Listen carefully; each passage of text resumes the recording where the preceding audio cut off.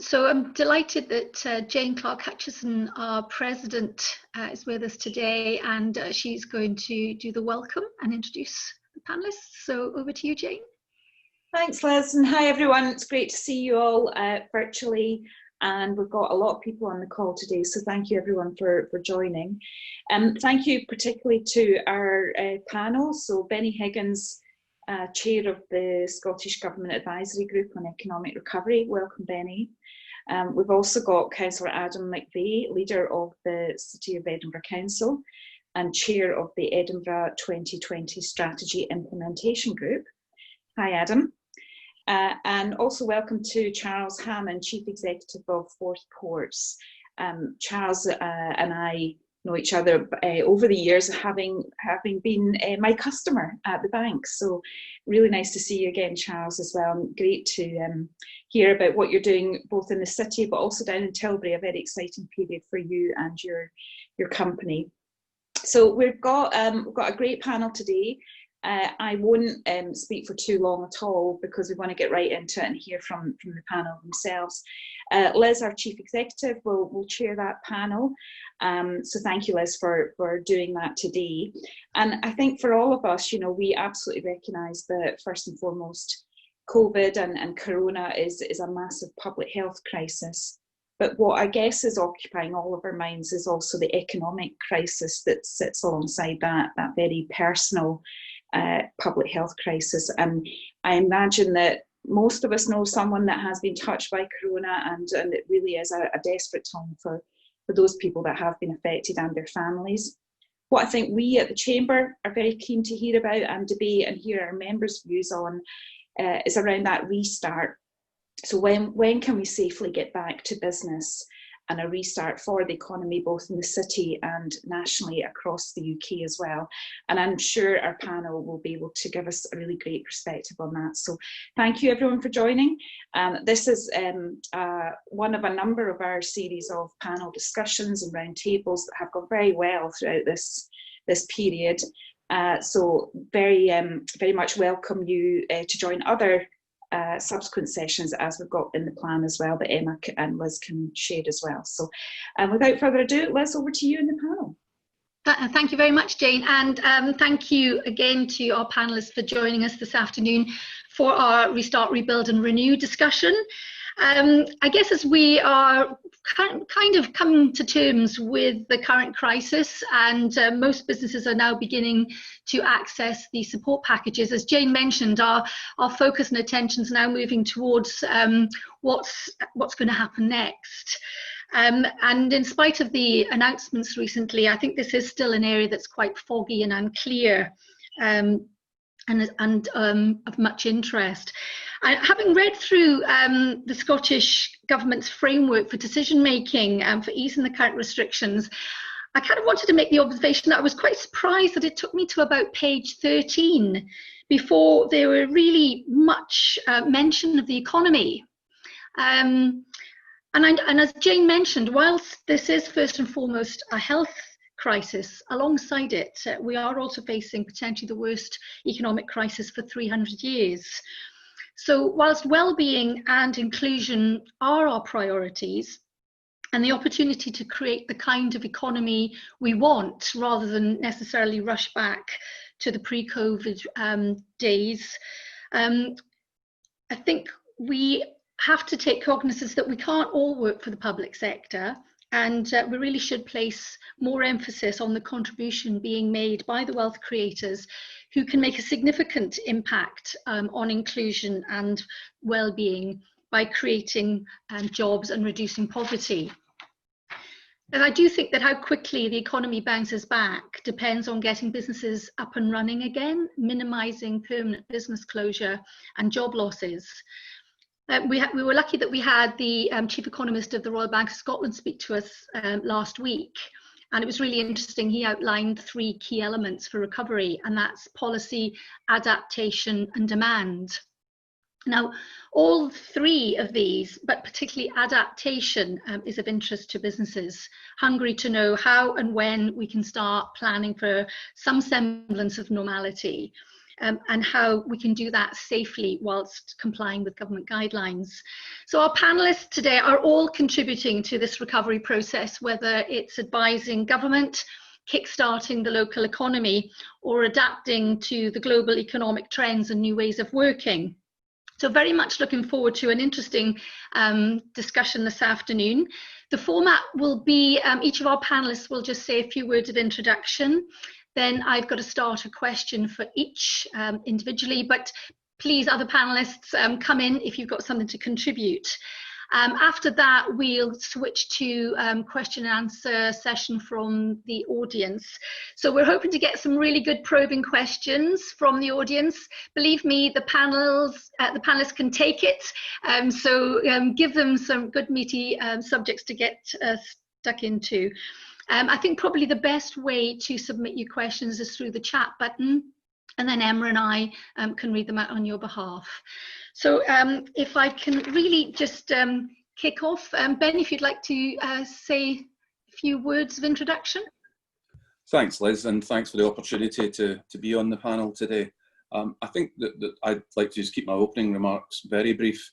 The group that I've been asked to lead is set up specifically to not look at the emergent measures. I mean, I think the best analogy is the country's on economic life support at the moment, but the group I'm chairing is looking at beyond the emergency steps, looking at the rehabilitation and recovery of the patient. And so just to make that clear in terms of questions for me, but I'll just leave it there and take questions as they come. Wonderful. Adam, a few words from you, please. Do you want a very few words, or do you want me to set out some? Keep it within a few minutes, yeah. Right, okay. So I suppose I just wanted to highlight some of the work and really the approach that we're entering this with. This could be an enormous economic challenge, bigger than anything any of us have ever lived through. And I suppose thinking about those three elements of policy adaptation and demand, actually, we don't know how quickly some of these things will bounce back. We don't know how quickly, although we hope we can very quickly adapt our businesses, our public policy supports for those businesses to try and maximise something resembling normal. I think in Edinburgh, hopefully, potentially in terms of the domestic market at least, that people still have an aspiration to return to normal. When you think of an industry like hospitality, people who still want to go to the same cafes, restaurants, bars, and may have to do that in a slightly different way to meet public health requirements. But I think that aspiration and latent demand is hopefully still there, and it's about us getting the policy right and really enabling those adaptations to happen properly and quickly enough to cater for that. The approach that we've went on, and there's a paper which is much bigger, which I'm not going to take people through just now, going to the committee that I chair on Thursday. One of those work streams is about economic recovery as well as public service and everything else. And the economy one is very much focused on a collaborative effort. So there's been a series of round tables. I've chaired most of them with key industries across the city.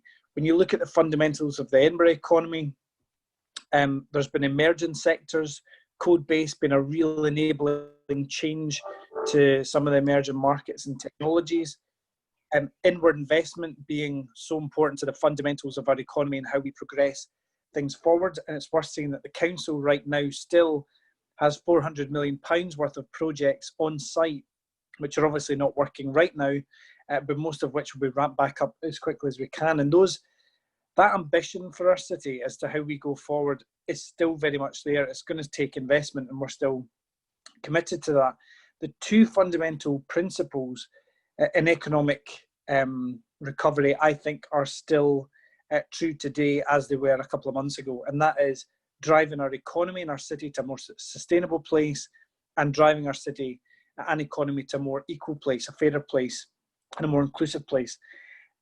When you think of tourism and hospitality, potentially that is our biggest impacted sector, although I'm looking forward to some of the insights from the discussion later about some of that. Some of that will be about facilitating as much as we can. And some of it will be about looking at what are the key drivers in that industry and what are the things that make Edinburgh such an amazing place to live, to visit, to work in. First and foremost, well, not first and foremost, but one of the big things is the festivals. And we've taken a whole series of actions with our partners in the festivals, the EIF and Fringe and others, to make sure that they are on a solid footing. So we know that they won't be able to operate in August as they have in previous years, but in future years, we're trying to get them to a position where they're on a solid enough footing to come back and come back strongly. There's a whole host of other factors which I'm sure will come out, but support for high-end, high job production at parts of those industries like hospitality and hotels, bars, restaurants are going to be so crucial to making sure that we don't have an economic depression where unemployment is a real millstone around our city's necks, causing us issues for generations to come. And it'll be making sure that those industries which do employ significant numbers of people in the city are able to rebuild, recover and flourish going forward. And I'll stop there. Brilliant. Thank you very much, Adam. And Charles, over to you. Thanks very much, Liz. I suppose our perspective is a little bit different because we have been operating in a business as usual environment, not quite as usual, but certainly delivering out essential goods, trying to keep the economy moving. So I can say a little bit about what the effect has been on trade, and then interested to get into the discussion on recovery. When I wear my other hat, which is chair of the UK Major Ports Group, we've been liaising with the UK government probably on a weekly basis to talk about recovery, the shape, and you know, where there might be some cause for optimism. And I say that because I've got to say my heart really goes out to all your members who are small businesses. It really does. You know, we're fortunate we're a larger business, but these small businesses have had their whole business model really trashed by this, and it is a public health crisis. I can say that because 4 of my family members have had the virus. Fortunately, have all recovered. So, you know, it is a worrying thing when that happens, and a number of you will have had those experiences. So, for me, the discussion is very much centred around recovery, and I'll be interested. I'd like to hear more about what Benny thinks is needed for the Scottish economy, because to be quite frank, I've not had a huge amount of engagement with the Scottish Government compared with the UK Government. So it will be interesting to hear all of that. But for us, probably the good thing coming out of this is that I don't think we've ever been closer to our workforce and more together as a company actually coming through this crisis. Thank you very much, Charles. Thank you. So hopefully I'm going to kind of set a question for each of the panelists, but please, as I say, come in and make some contribution from the other panelists. So Benny, starting with you, apologies in advance, this is a long question, but I just felt there was a few points that I did want to bring in. So your new group, this is a new group that will inform government as we undertake what might be seen as the toughest economic recovery in history, but it is yet another group that sits alongside the Infrastructure Commission, the Poverty and Equality Commission, the existing Council for Economic Advisors and Climate Change Working Group, and also the Strategic Group for Enterprise and Skills. And that was kind of just a few of them. So there seems to be a lot of time devoted to discussing high-level challenges. How do we transfer this into policy delivery in practical terms? So policy is just part of any solution, but if we want to build a greener, fairer, and more resilient economy, that isn't necessarily the gift of government, but it requires the collaboration and engagement with businesses who also need to be productive, responsible, and competitive. So how do you plan as a group to address this need for delivery? Well, thanks for the question, Liz. First of all, there's a rather prosaic answer to why do we need another group. This group has been set up according to the way in which I said I said I would only do it if I was allowed to construct the group the way I wish to do it.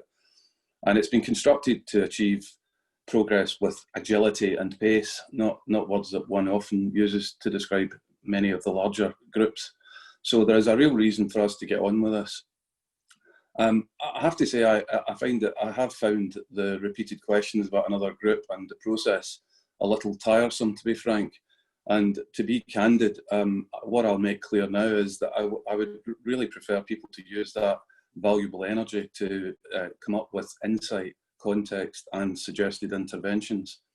To the point about government policy, our group is looking across the board, and we will be making recommendations about how government should take action, how business should take action, how civic society, including individuals, should take action. We're setting up, we've set up what I would describe as a dynamic engagement framework. So we're speaking to a huge number of people across the board. Lord Smith's leading the charge and speaking to some of the leading business figures, but we're speaking directly to SMEs. We've been speaking to Scottish Enterprise, Highland and Islands Enterprise, SOCEP with Russell Griggs. So it's been, and I've been speaking to, I've been in dialogue with the board of Scottish Tourism Association, Scottish Food and Drink board. So we've been taking we've cast the net wide, and the group, which is an extraordinarily able group, will be charged primarily with curating the ideas that come. I'm grateful already for a number of people who have actually taken on commissions to come back with work on potential revisiting of the fiscal framework, looking at the potential creation of a Scottish Government investments, because government will inevitably come out of this with more equity in Scotland than when it went in. The thing I would like to stress is that we shouldn't think that we're going back. We're not trying to go back to where we were pre-COVID. We weren't in that great a shape then. We basically, since the global financial crash, we've not in a single year achieved GDP growth in excess of the average of the previous 40 years up to the crash.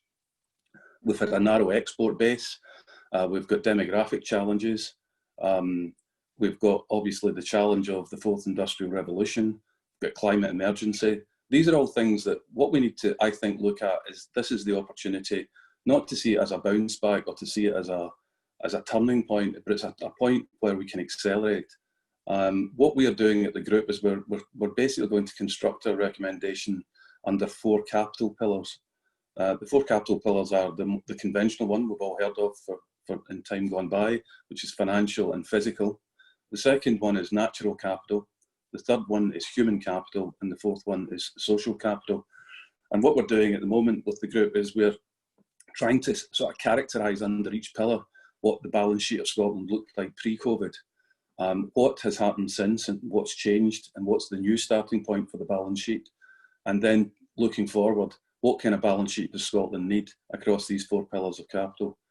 I think that there is this is a great opportunity to accelerate in ways that we haven't before. We've seen already in the crisis the willingness of the willingness to change regulations to allow us to do things we couldn't do before.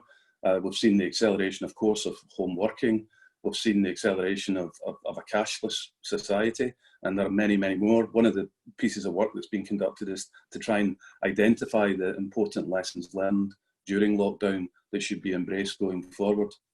So we've got a whole load of work coming back in at the moment. We need to start to prioritise what are the areas. An obvious area is unemployment. We are going to see an inevitable bulge in unemployment. We've also got to make sure that we understand the impact of lockdown.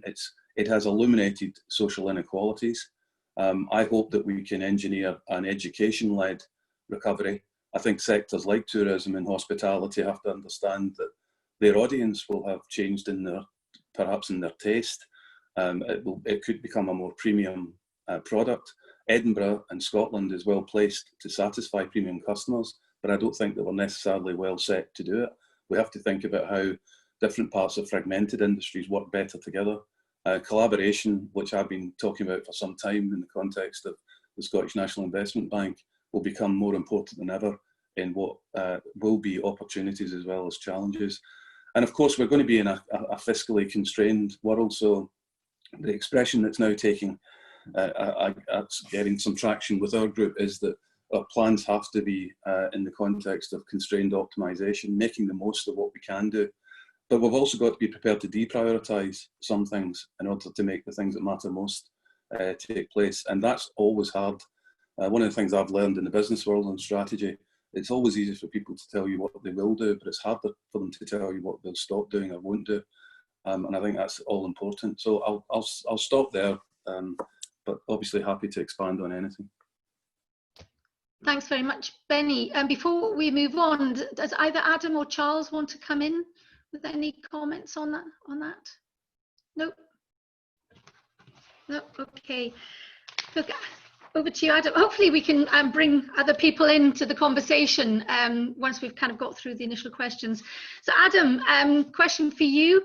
Not so long ago, and in fact, I think it was just a week or so before lockdown, Edinburgh's tourism sector was expecting 3.8% annual growth in visitor numbers for the next 10 years.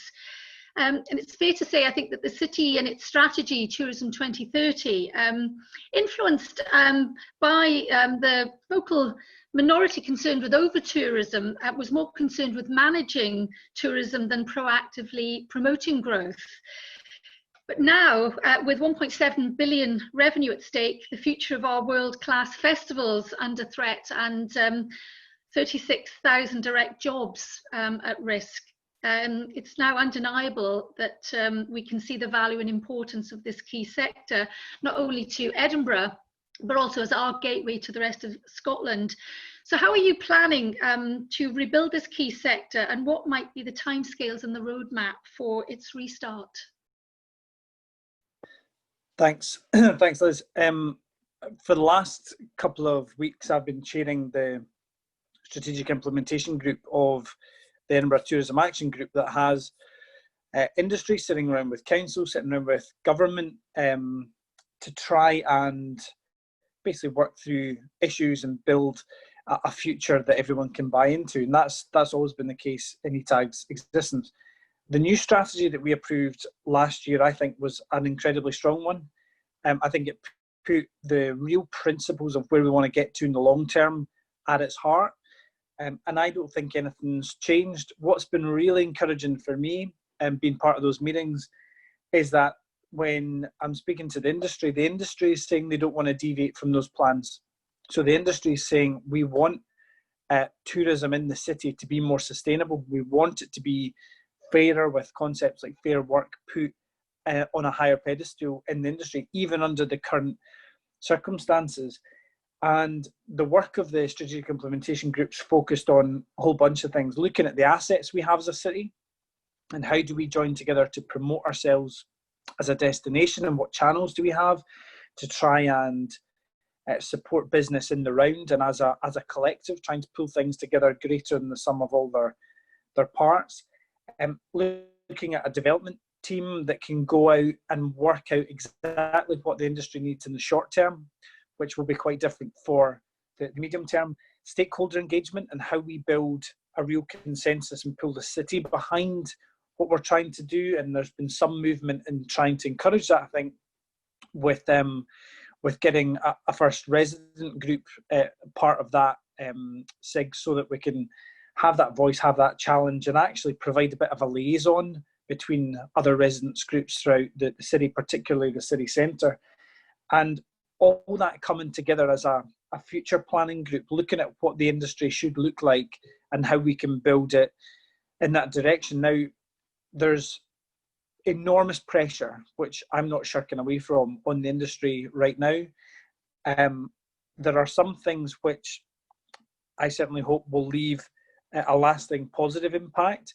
The council has been wrestling, to give you an example, with the issue of short-term lets for a long time, and short-term lets have their place. They certainly have their place in hospitality setting in Scotland and even within Edinburgh.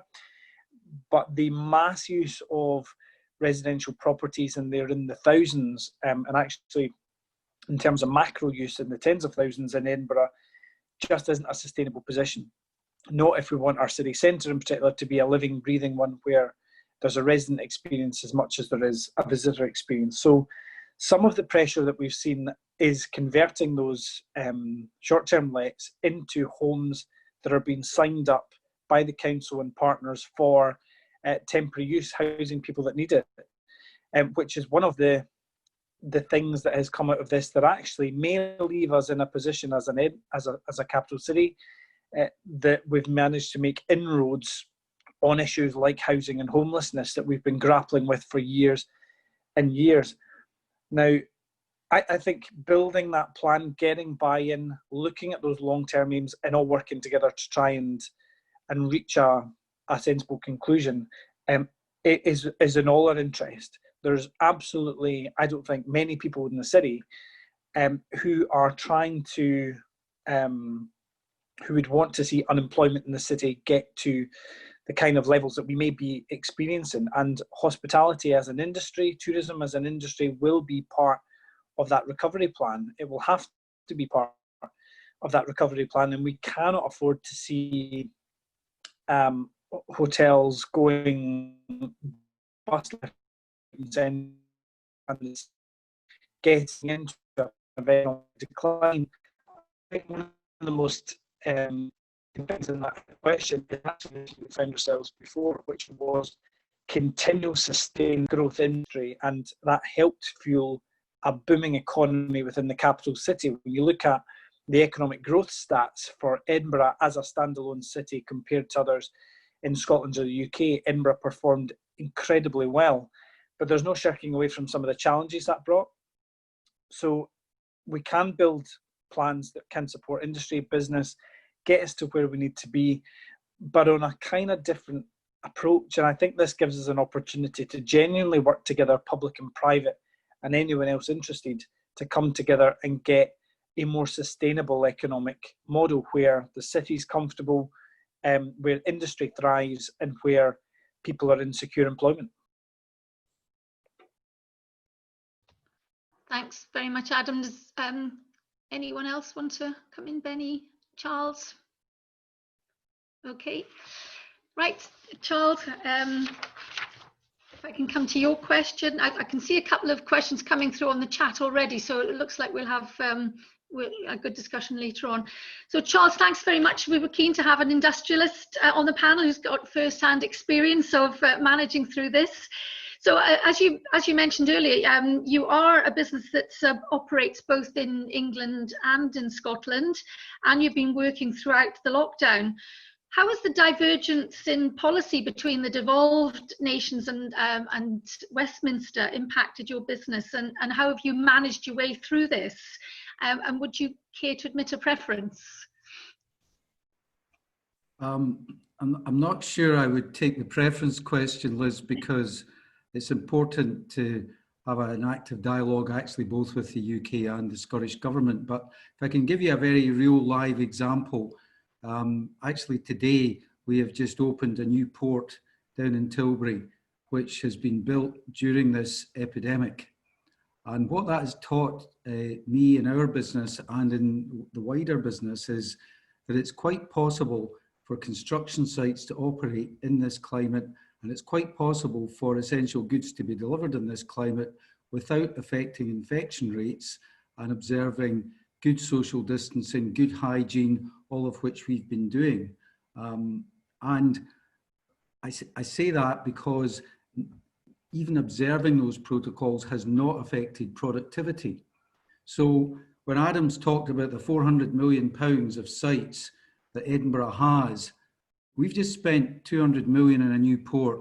We've continued to operate it with contractors coming in and observing these protocols. So for me, the biggest divergence, which I think is a shame, is the fact that construction sites were not allowed to operate during this pandemic, because my sort of amateurish view is that construction is one of those physical activities that lubricates the economy and might have helped us through this. But we are where we are, and I think it's quite important for me that we get some of those physical activities back. Benny talked about financial and physical capital. I think those kind of physical businesses will also give people confidence. I think some of the trends we're observing, again, from the bottom up, from a trade point of view, trade has been badly hit. it's been hit by 30% plus in terms of trading activities. We're lucky we're a resilient business and we can withstand that. And I'd just like to add, we have not furloughed anybody as a business. The reason we've done that is because we know we can get through this without furloughing people. And there are a lot of smaller businesses that need that help far more than we do. And I think it's important for bigger businesses to try and look at that. Not all of them can, but some of them can. In terms of the recovery, everything I'm hearing, I'd really be interested in Benny's view on this, is we see it as a slow, very gradual recovery. This is not going to be V-shaped. I'm not even sure it's going to be U-shaped. It's going to be very slow and steady, and we're going to have to be pretty patient with it. There's not going to be a lot of money around. And that sort of brings me on to a couple of points which I think are really important. We're all using the collaboration word, and that's one of the values that Forth Ports has in its practices. I've heard the word from both Benny and Adam as well. I think it's really important that people do collaborate effectively. And for me, in the public sector, it's not so much just about money being doled out. I think the public sector has to think about whether they can make decisions more quickly in a more agile manner. That sometimes quick decision making that actually promotes investment. I'm talking about things like planning, infrastructure, connectivity, digital, all these things. I think we have to start making faster and I think more agile decisions. Even if we get some of them wrong, you're better off having a decision than stalling, in my opinion, because you can correct things at a later stage. And I think the last thing maybe to add in the opening statement, Liz, is I think trading patterns are going to change. And I'm hearing this from all my industry counterparts as well. So we're going to have to think about trading much more with our nearer neighbours, I suspect, which means that we come back to the dreaded Brexit question. And we're certainly encouraging the UK government to make sure that they can get not only all the protocols and processes in place for whatever trade deals negotiated, but that we do have a good, robust trade deal with Europe, with the EU, that allows and encourages business to trade, hopefully encourages we Scots to export more as well. And I think that's a clear priority for me, because we'll see those changes. But equally, I think some of the trends we saw before this, decarbonisation, the move to digital, those kind of moves will only accelerate. I don't think they're going to change. They're just going to accelerate, and they will be in a different world. So that's I suppose the view from the industrial sector, as you put it. Thanks very much, Charles. Benny, can I just bring you in a little bit there? I mean, Charles mentioned kind of the volumes in international trade, and that's something that you mentioned in your opening remarks, that we've got a narrow export base. Yeah. How you've talked about wanting to engage and you know, really accelerate some of the positives of the economy. How do you see your group helping to drive that kind of ambition to export and to broaden that that part of our economy that really we need to address? Yeah, no, absolutely, and it's also closely related to inward investment. I mean, what's absolutely clear is that there are lots of good ideas that have been around in Scotland for a while. There are good ideas that have been buried. There are good ideas that have failed to get enough oxygen, and some have just been caught up in the treacle that is the decision making that Charles alluded to. This is a wonderful opportunity for us to accelerate. I mean, it's interesting to reinforce Charles's point a moment ago. In the first few weeks of this health crisis, the National Health Service in Scotland probably executed as much change as it would ordinarily in 5 years. We've seen in many cases, Charles again has mentioned things that have happened within his business that if he had asked people to do it, they may not have been able to respond as quickly, but in these circumstances we have. What I'm absolutely certain of is that if we can indeed curate these good ideas, most of which will not be new ideas, but they'll be ideas that just deserve to get scrutiny. By the end of June, our group will have put forward the proposals, well, a combination of interventions and policy suggestions that can make a real difference. I would rather that our proposals were radical, brave and rejected than banal and accepted or just simply dismissed. So this is the time to be brave. I also, echo Charles's point about just getting on with decision making, even in the way we are going about this process. I'm not seeking perfection in this process at all. What we're doing, it's a sort of form of organised chaos. We're probably at the peak of that at the moment, with huge numbers of ideas coming in. If we can curate them, then it will put into the spotlight in front of ministers faster than I would suggest any other method of getting good ideas into the open air. And again, to reinforce a point I made some reference to, this isn't just about government stepping forward. This is about business stepping forward, individuals stepping forward, and really embracing what is a unique point in our history to accelerate things that otherwise maybe could not have been. So. Thanks, Benny. I think that's a really important point that both you and Charles have raised, because I know we've done a number of roundtables with some of our partners, some of our larger members, and there's an enormous amount of really good work that they're doing, supporting their supply chain, good practices in terms of inclusion, fair work. As you say, we've got to curate these ideas, and they're not necessarily going to be new ideas. So how do we make sure that businesses are able to share the best practice, and how do we create this effective collaboration? Because we talk about collaboration a lot, but how do we really make it effective so that we can learn from each other, and that we can really address some of these issues that we're grappling with? Yeah, I mean, I'll maybe say a couple of things. I mean, listen, the only thing that stands between us and effective collaboration is ourselves. Unfortunately, in Scotland, we have got a very cluttered landscape. And when I was doing the initial work on the Scottish National Investment Bank, it was pretty patently clear that although some SMEs would get wonderful support from various parts of the apparatus, many were just confused and didn't know where to turn. This could again be another opportunity to accelerate a clarification and uncluttering of that landscape to enable more effective collaboration. But a year ago, I was lucky enough to have dinner with a former chair of KfW, which is the German Development Bank, which was formed in the post-war period as part of the reindustrialization of Europe. And what became very palpable during that conversation, which I hadn't picked up just through reading, was the way in which the public and private sector work so hand in glove in Germany, and what his bank was able to do as KfW, and the way that they were able to actually just basically talk to the private sector banks and work together with customers was quite extraordinary. But it's pretty cultural.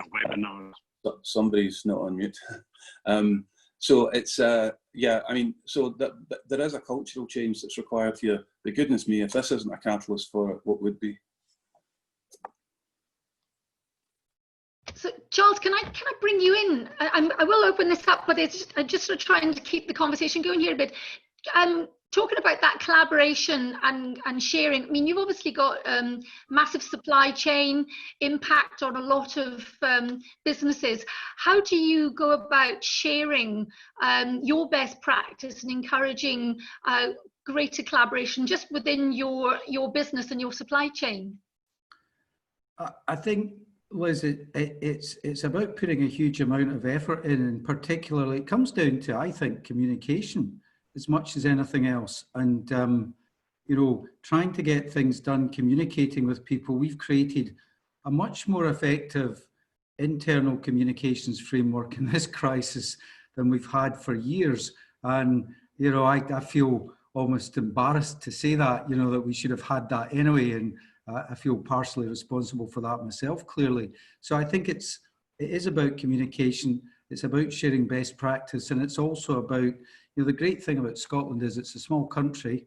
It's a relatively small economy. So decisions potentially can be made quickly. And I think Benny's point about decluttering that landscape is really important. I think if we get more agility in decision-making, clearer decision-making by certain bodies, and that model, the German model of public and private sectors working together to provide capital and assistance for those growing smaller businesses, I think is an excellent one for us. Thank you. So I guess, Adam, bringing you in on that one, you know, this cluttered landscape, you know, I know that you're going around speaking to all the different sectors, trying to understand how they're being impacted, but creating an environment where there's a good flow of communication from the public sector into the business community, how they can contribute to the solutions. How are you going to approach that to just make things a little bit more streamlined? There's two things I think are really important in that. One is kind of been covered is communication, and I kind of go back to Benny's point at the start. It actually doesn't matter that there's different agencies doing slightly different things right now. What I've picked up pretty much universally is that what people want is a plan that makes sense, that's coherent, that they can buy into, that the action points for them are well understood.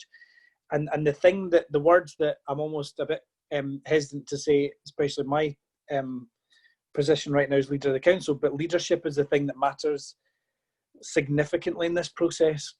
And there's been absolutely no unwillingness from our point of view to put solid ideas on the table that people can respond to and understand how it affects them. So to give you an example of that, when we think of what's potentially going to hit us in terms of much higher levels of unemployment than this city's been used to for a very long time, we have had in this city an enormous amount of success with something called the Edinburgh Guarantee that most people will be familiar with, taking young people and giving them the opportunity of a guarantee of training, employment, education.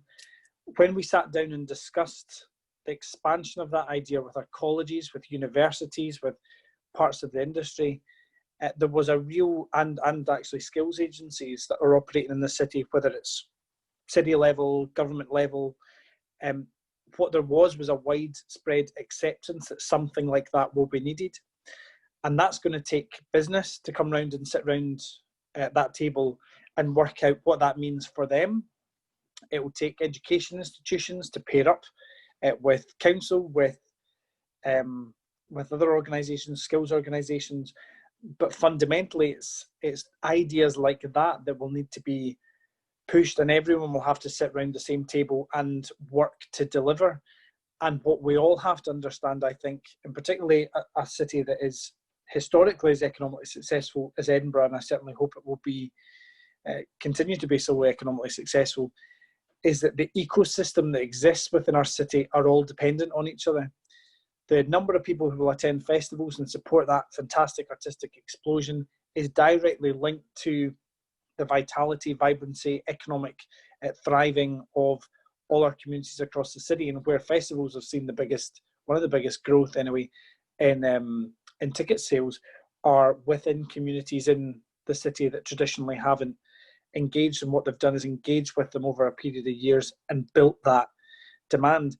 There's that ecosystem that needs to be supported, and we all have to understand that it's not just about, even though I've not met construction because we've met construction industry, we've met hospitality providers, we've met skills agencies, we've tried to pull these things together. We're not bringing them together in silos, we're bringing them together as a full range of engagement, which is going to come together in quite a coherent way. So I think the leadership of driving these things forward is the thing that's going to cut through the potential drudgery of different agencies operating in different spaces.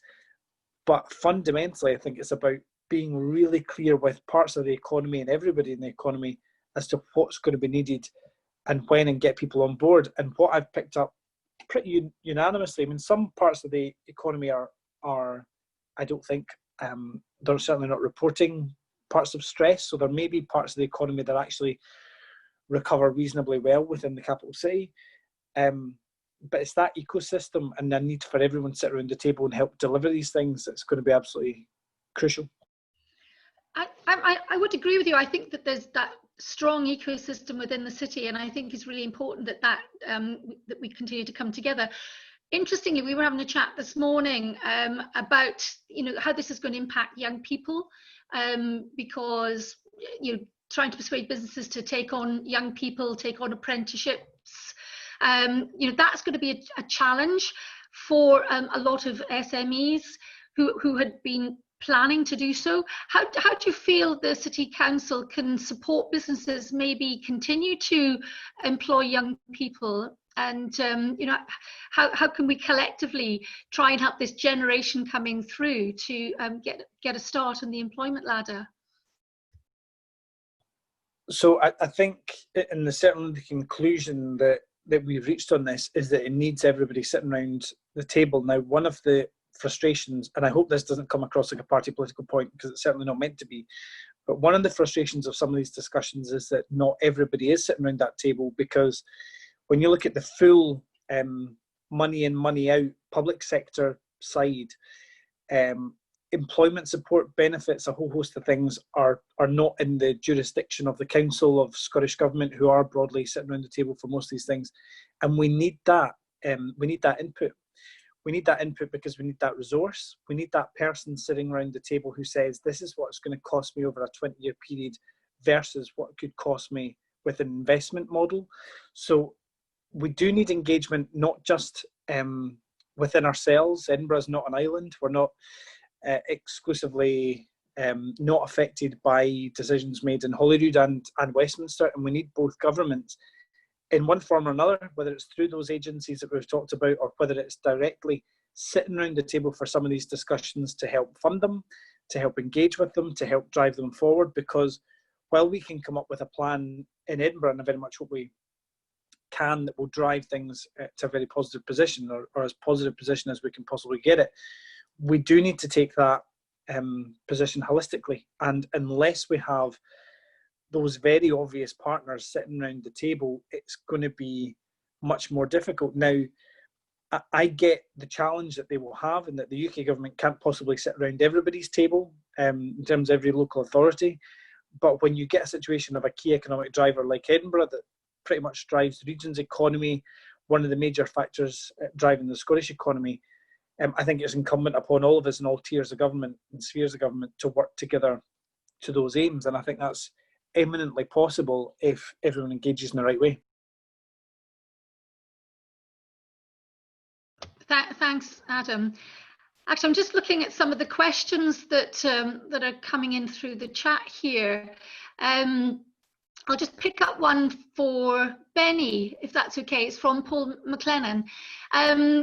Benny, he's suggesting Andrew Wilson raised the issue of Scottish ministers having the ability to issue large-scale bonds to rejuvenate industries. Sorry? Oh, so I thought somebody was coming in there. He cited universities and was backed by Professor Anton Muscatelli. What's your views on issue of long-term bonds? Yeah, look, we're at all-time low interest rates. Scotland needs fiscal flexibility. Actually, we were due to revisit the fiscal framework in 2021, and there are a number of areas where it would be better if we had more room to manoeuvre. But to be honest, whether or not it was through the fiscal framework directly changed, or it was just simply that Scotland could borrow on the back of the, if you like, the credit worthiness of the UK, I think accessing those markets is sensible, but it needs to be considered in a broader framework also of other areas of flexibility that we need. I mean, one of the things that, is it okay if I pick up a couple of points that have been triggered by other things that have been said, Liz? Yeah, I'm lip reading, you're on mute, but I think you said yes. So, yeah, I mean, one of the things, when I was at Tesco for quite a long time, for the last few years there, I was also charged with looking after strategy. And I have to say, strategy for a business like that, you learn a lot more than you do than working in the financial services sector, I would suggest.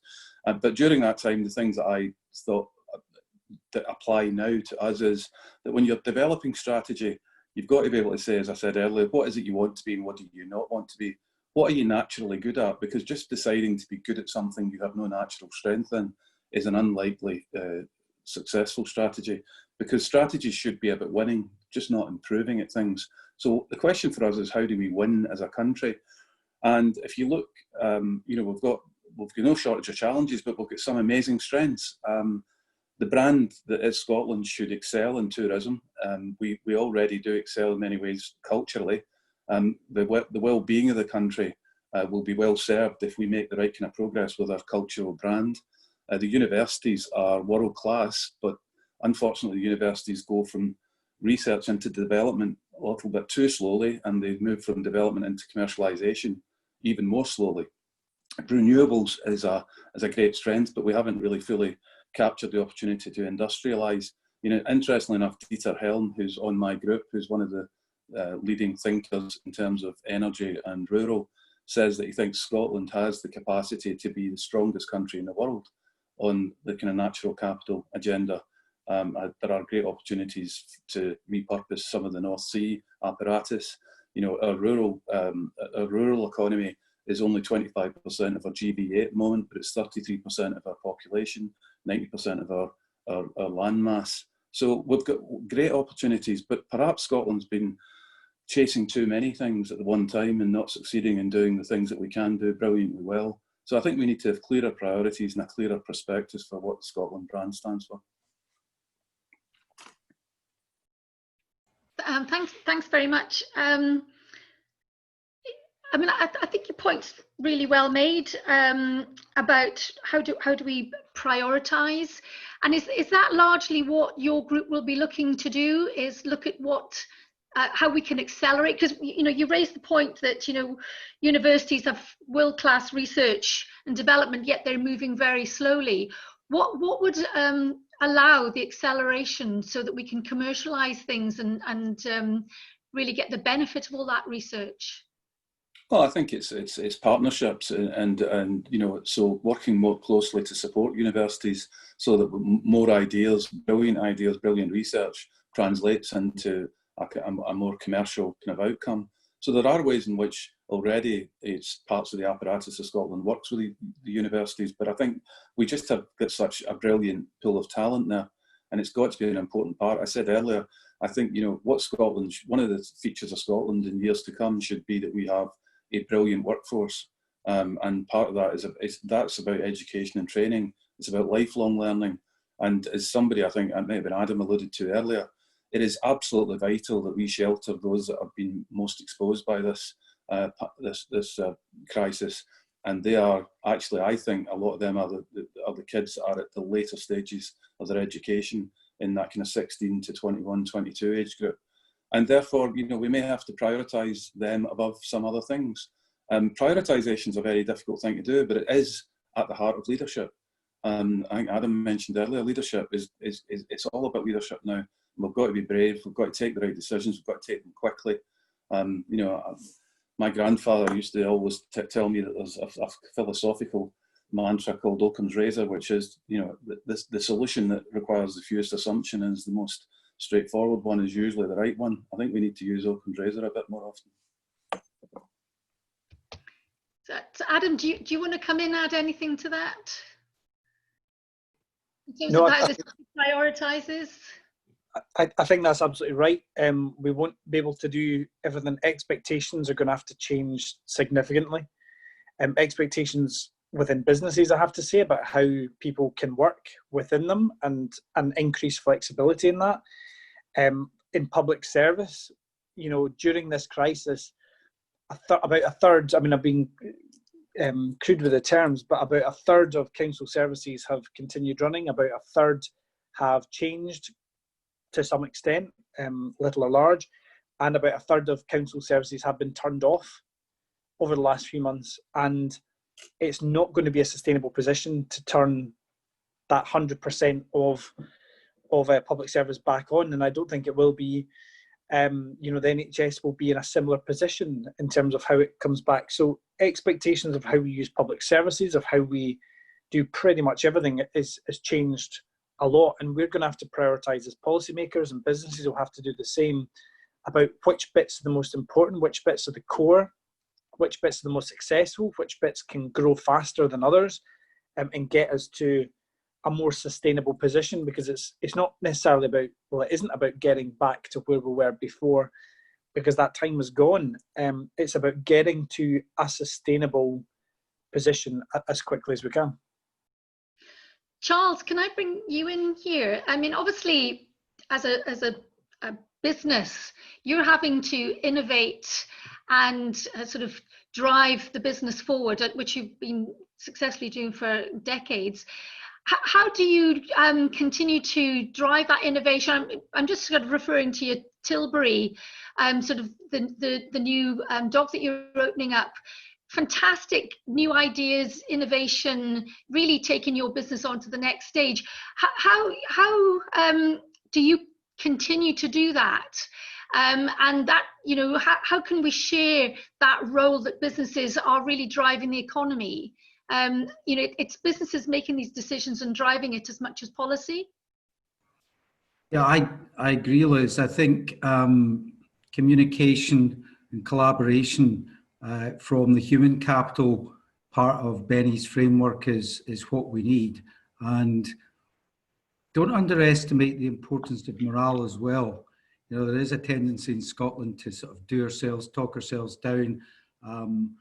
Keeping morale lifted during this period, I think, is a really important thing to do. And that just sometimes means talking to people about how they're feeling, how they're coping with things, and whether they've got enough support and help.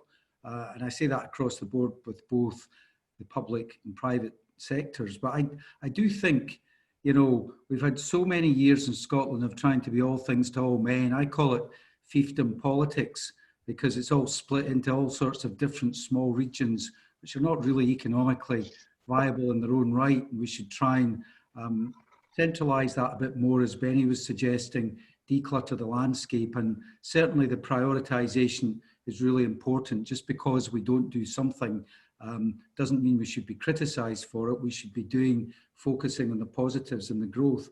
And if you get the agile decision making, it will attract investment. There's a massive wall of money out there. In fact, in some of our own public sector pension funds, there's a massive wall of money looking for investment. So we've got part of the solution, I think, in our own doorstep. So I don't think it's a money thing. I think it's an attitude, morale, and decision-making thing. Yeah, I was going to raise the kind of the investment piece. Benny, how much do you think, to drive and accelerate the economy, we need to look at digital transformation, investing in skills, developing our young people, looking at, you know, exporting. All that requires businesses to be able to grow and expand and invest in their businesses. How can we look at bringing that investment into businesses? Well, I think there are, you know, there isn't a single silver bullet. I mean, there is no point in pretending that we're not going in kind of fiscally constrained territory at the other side of this. We will be, and that's why it makes the decision making and the prioritisation even more important. The Scottish National Investment Bank was set up for two purposes. One was to focus on the missions that would be transformational for the country, and the second one was to facilitate the scaling up of small and medium-sized enterprises. It's interesting that if we didn't already think that we needed a Scottish National Investment Bank, we would now. So its purpose is very well aligned to the sort of things that we're going to have to do. It's only one part of the solution. There has to be others too. And, you know, as I think one of the recommendations coming out of our group will inevitably be the creation of, as I said earlier, the Scottish Government investments. Obviously, there is a UK parallel, but we needs to look like. What we need to do is to put something together that looks that's very fit for our specific purpose, and that will play a part too. But you know, there has never been a time when we need to be more. The words that have been getting used, agile and adept at making the most of all of the assets we've got, and that's why we like this balance sheet approach, to think of Scotland as having a balance sheet across these four pillars, and making, you know, interventions that improve that balance sheet and get us to the right place. But it's going to have to be very much about picking out what can make the biggest difference, rather than the kind of scattergun approach that we've been used to.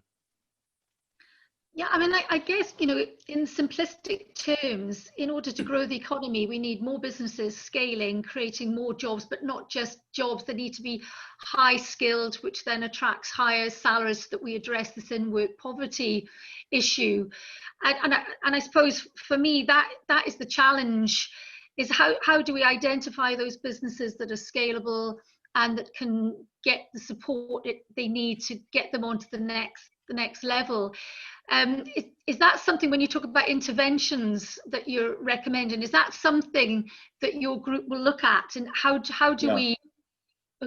Yeah, I mean, we've got to address whether or not we should have an SME recovery fund that supports. I mean, we have not reached any conclusions at the moment. We're actually at the height of the madness, but we'll get through it in the next couple of weeks and sort of filter and curate the ideas. But it is very important that we do look at ways to do that. I mean, the thing again to remember, we didn't come into the crisis exactly super fit for purpose. We had challenges then, and as we all know, there's a lot of younger people on this call that won't remember, but if you've been around in Scotland for long enough, you know how painful transition can be. And so the fourth industrial revolution poses, you know, a kind of, it's not quite a binary outcome, but you either make the most of it, which Scotland must, or else you run the serious risk of much more collateral damage. So we do absolutely have to, it's even more important that we face into these challenges as we come out of this particular crisis and make much more choiceful interventions of all sorts. But it's about government stepping forward, it's about business stepping forward. And I think every sector has to ask themselves questions about what is it they thought they should have been doing better. You know, I think the tourism sector in Scotland has got huge strengths, but I think it could be a lot better. And the people best placed to understand what those improvements would be are the people in the sector itself. And that's why, and thankfully, there seems to be a real willingness to come forward with insights about context and also insights about interventions from all quarters. And I guess one of the biggest and kind of perennial challenges for the economy has been productivity, you know, which really we haven't moved the dial on productivity in the last 30 years. And it is primarily, I guess, about investing in equipment, investing in technology, investing in capability and management skills, investing in leadership. How do you have any plans on how we might look at that productivity challenge, and you know, what investments can be freed up to support that? Yeah, again, I mean, business has got to look in the mirror itself and ask itself what an individual business can do about productivity. I mean, I'm sure Charles could give us a lecture on the ways in which he's tackled that challenge, and we've got to understand how government can help. Clearly, the digital capability of Scotland has to be stronger, that's for sure. But also, I referenced earlier, an education-led recovery, I think, is part of the secret sauce for Scotland. So actually, talking of that kind of digital transformation, there's a question in from Johnny Kinross, and I suppose Adam or the panel, he's saying that the pandemic has highlighted digital inequality at a time when we realise it's an essential service, not a luxury.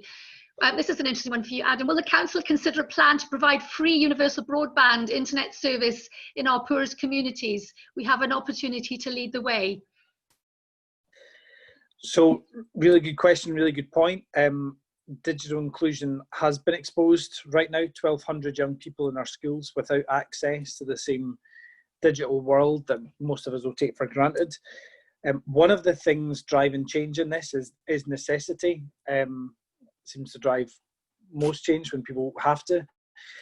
When we're looking at the education plans and what people, how young people will be coming back to school, it is going to look different to the normal education week that existed pre-COVID. And from August, we're going to see more remote learning. We're going to see more reliance on digital to make sure that people have access to the teaching staff, have access to the material. And the fund that was announced by the Scottish Government will, I think, get us to a point as a city, and probably get the country to a point actually, where digital inclusion is 100% amongst young people attending school. Now, that in itself is going to be a huge step forward, because it's not just about giving young people iPads so that they can learn from home. It's about making sure that is connectable to the wider world, the education network that's going to exist, and crucially that person's teacher, so that we can continue, so the learning can continue throughout that period. So through necessity, we will get to a position really quickly in Edinburgh where digital inclusion is universal amongst the school population. There's then a whole host of further questions about how far that needs to be taken to make a truly inclusive society and city, and we're very much up for those conversations. That's going to be part of the adaptation programme that we're running, looking at how we tackle inclusion economically, public service wise. We're looking at every walk of life, including public health itself, and how those services are likely to be framed more in future and how people can access them. So in the absolute immediate term, I think we're going to get to something resembling universal inclusion amongst young people, and then we're going to take it from there within the plans that we bring forward. Unmute myself. Thank you very much. Charles, I just kind of thought, I mean, it's kind of relevant in a way. So this kind of digital piece isn't just about, society, but it's also about getting businesses investing in their sort of digital capability. And I think we've kind of all accelerated that a little bit during lockdown. What's interesting is that whilst many businesses are suffering, we noticed that e-commerce businesses are kind of growing fourfold. And that kind of opens up the opportunities for international trade. You mentioned earlier that you'd seen a drop-off in 30% of your international trade volumes. Obviously, this is affecting sort of global economy, but how do you kind of see that recovering? What's your insights from looking at other countries around the world? How do you see that international trade picking up over the short term and helping businesses start thinking about exporting? I think there's a bit of uncertainty there just now, Liz, to be honest with you. I think it's most people I'm talking to are saying that that recovery is going to be very gradual and very slow. What people are focusing more and more on, as well as cost in the supply chain, is resilience now in the supply chain, and a supply chain they can trust. So for me, making channels to market is about making sure it's sustainable and also resilient. But I don't think there's any sort of magic solution for that. I think it is going to take quite a bit of time. And I think in the near term, trade with our near neighbours is probably the balance is going to shift as supply chains also decarbonise. And the capacity, to be honest, the capacity has been taken out of some bits of the market, and it will only gradually, I think, return. But having said that, I think there's a lot of things we can do on skills and training. Young people are naturally digitally adept in a way my generation certainly isn't. And I think we can do more for them in terms of training. I'll give you an example. We have a simulator centre down at Tilbury, which is there to train returning ex-servicemen in all types of equipment. And it's something that we're also shuttling between Tilbury and Grangemouth. There's a great example of sort of almost a sort of virtual reality simulator type of tool, being able to train somebody of a certain age almost to go out onto the quayside and to do a good job of work. And it's that type of innovation I think we should focus on in the skills agenda.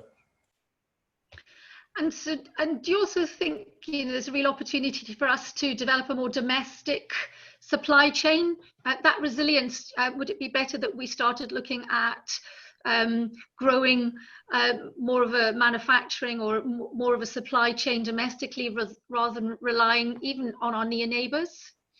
I think I certainly think it's going to happen that way. A lot of people I talk to are agreeing with that. I mean, our biggest trading partner in Scotland is England.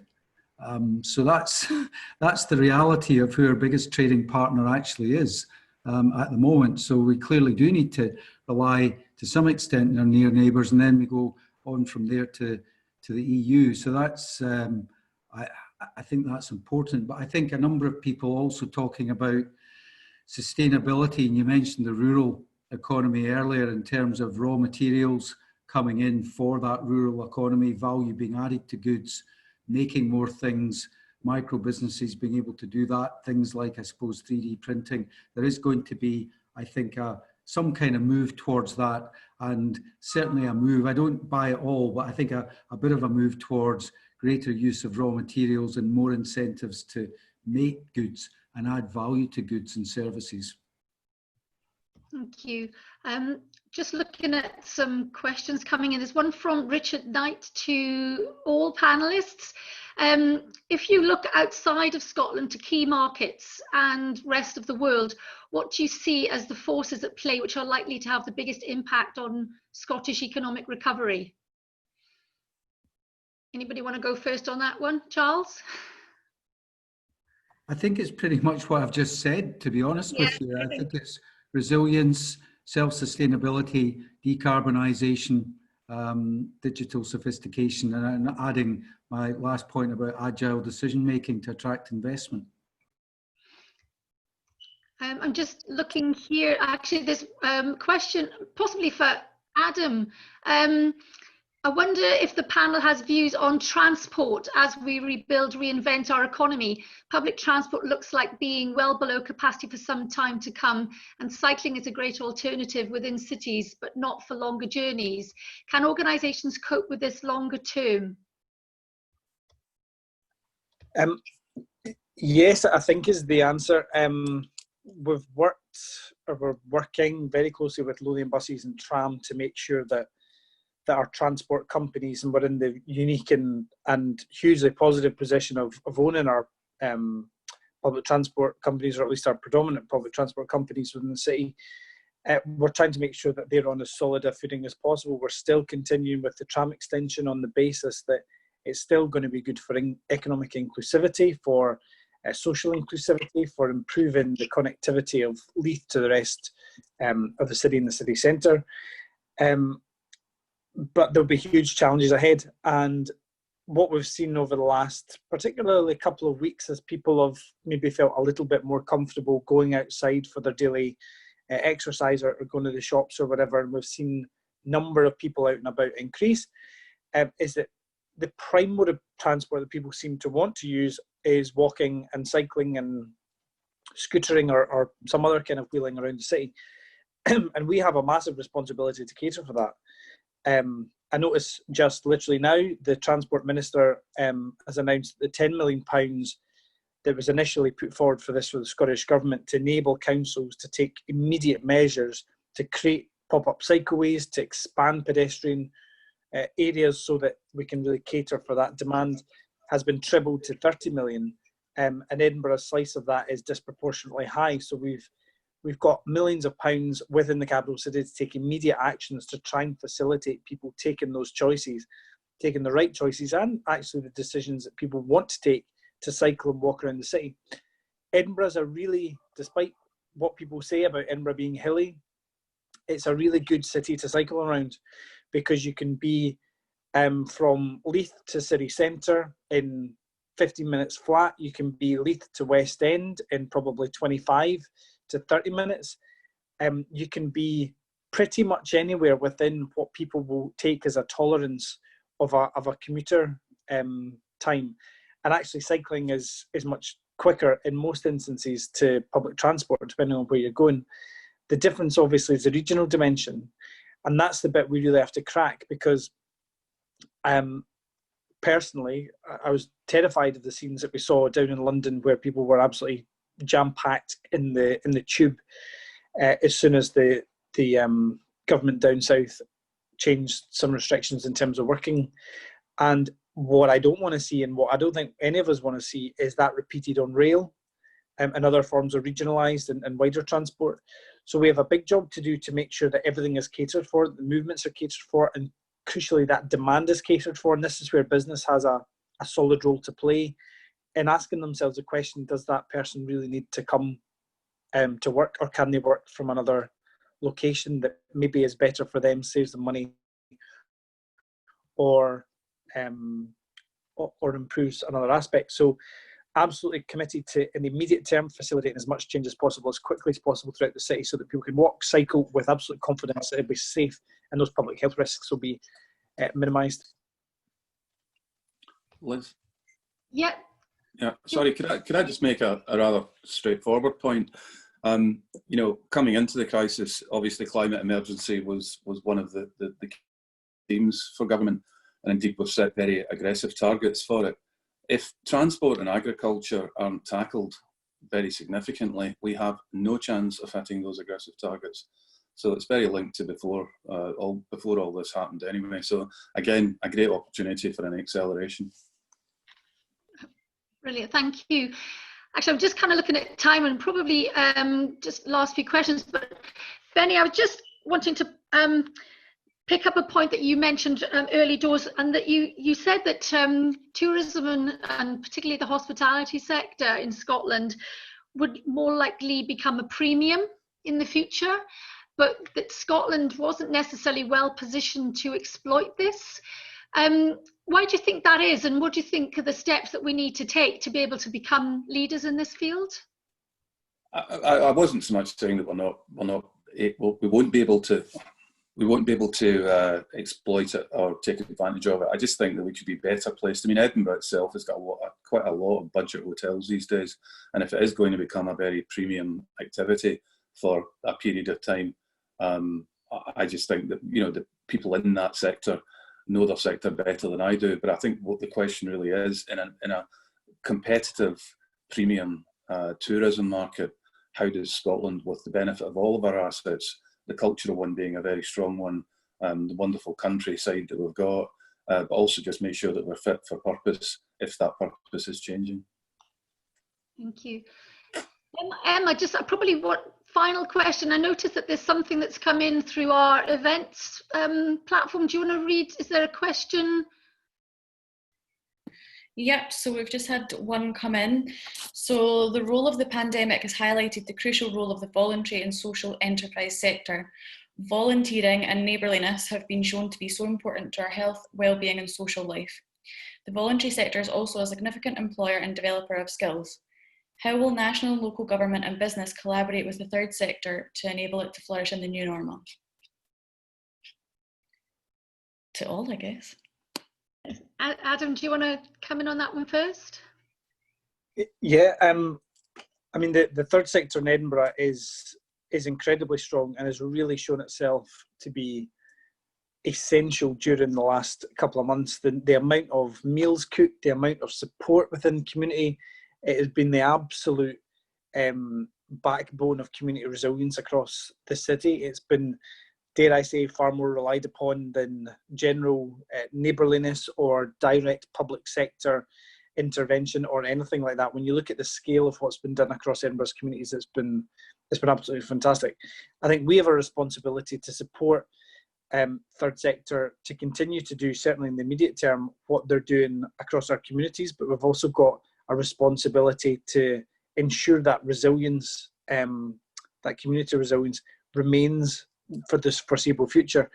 If we are going to end up with a situation where unemployment is increased and we don't have a solution, or at least an option teed up where people have options of training, employment, education to use that time of recovery to do those things, then we will be even more reliant than probably we have ever been before on third sector organisations operating within our communities, providing support directly to people who need it the absolute most. We've got a report coming on Thursday with education grants.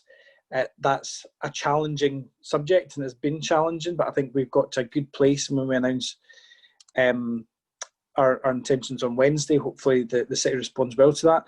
It's a bit about putting our money where our mouth is as well. It is sometimes harder, particularly as resources become tighter and tighter, for organisations like government and councils to put more resource into where it can perhaps be more efficiently and effectively spent, even though it's out with your own control. And I think that will be a challenge, not just in Edinburgh, but across Scotland. But I think it's what we're going to need to do going forward over the next few years to make sure there's that community resilience still in place. Thank you. Anyone else? Charles, Benny?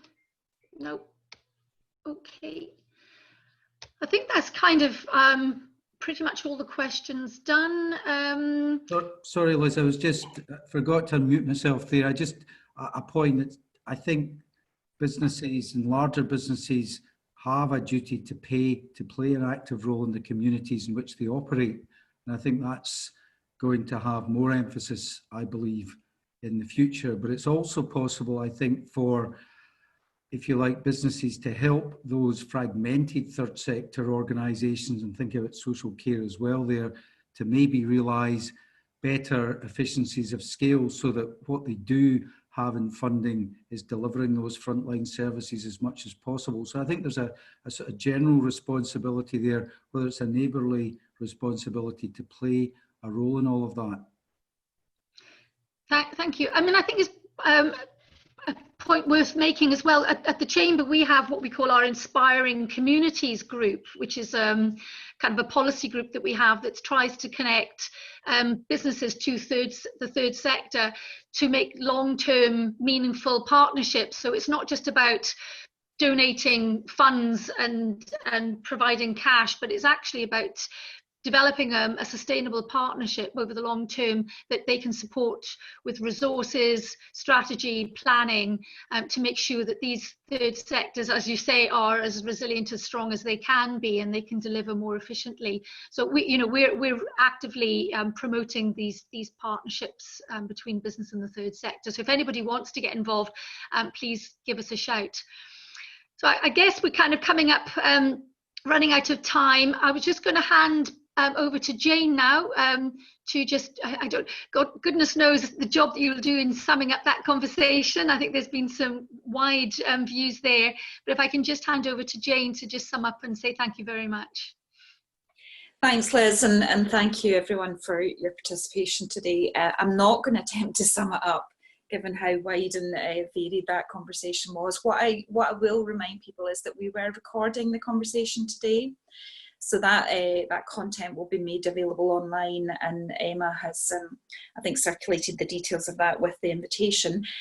So first of all, thank you to the panel, to Benny, Charles, Adam, for all of your insight and contribution today. It's really valuable that we hear from leaders such as yourselves and how you're addressing this current crisis. So thank you very much for your comments today. Thank you also to everyone for joining. We've had a really great number. I think we've got over 60 people on the call. And we're finding that these events work really well. So Liz mentioned the RBS Economist. We had over 250 people on that call as well. So we will continue to host events like this, and we will develop the series that we're operating as well. Just in terms of today, you can listen to it again or share it with others. For me, the key themes that came out were around pace and agility. Having worked or continued to work for a big bank, I know how difficult that can be in certain environments. So the pace and agility that I think that we've all moved has been truly phenomenal. Making those decisions at pace with the right people in the room or the virtual room, I think has come through really strongly. Communication and collaboration absolutely shone through in the conversation, and that's part of the Chamber's role as well, as to enable those conversations to happen. So thank you for those comments as well. Really interested in the point around the 4 capital pillars and how we make the most of the resources that are available to us. So this is the time to be brave, as Benny has mentioned. And also doing that in a sustainable way, which again, we heard very clearly from Adam, and making sure that that is sustainable in the longer term as well, not just this current crisis. And I also heard quite a lot from Charles on people, how important it is that our people are looked after during this period, that they feel valued and productive. And the morale element is really important. Keeping people's morale up and showing that leadership for the teams that we have or the businesses that we operate in is really crucial right now in this really challenging time. So thank you. I think the nugget or the summary would be, how do we win and how do we accelerate, which again we heard very loudly and clearly, so both for the city and the country. I think that's something that we can all pause and reflect on, and how we do that in our own businesses as well. So that's it for today. Thank you so much for joining. We're actually ahead of schedule, so we'll give you a few minutes back in your diary, and thank you for committing the time today. Really appreciate it. Stay well, stay safe, and we'll see you all soon. Thank you.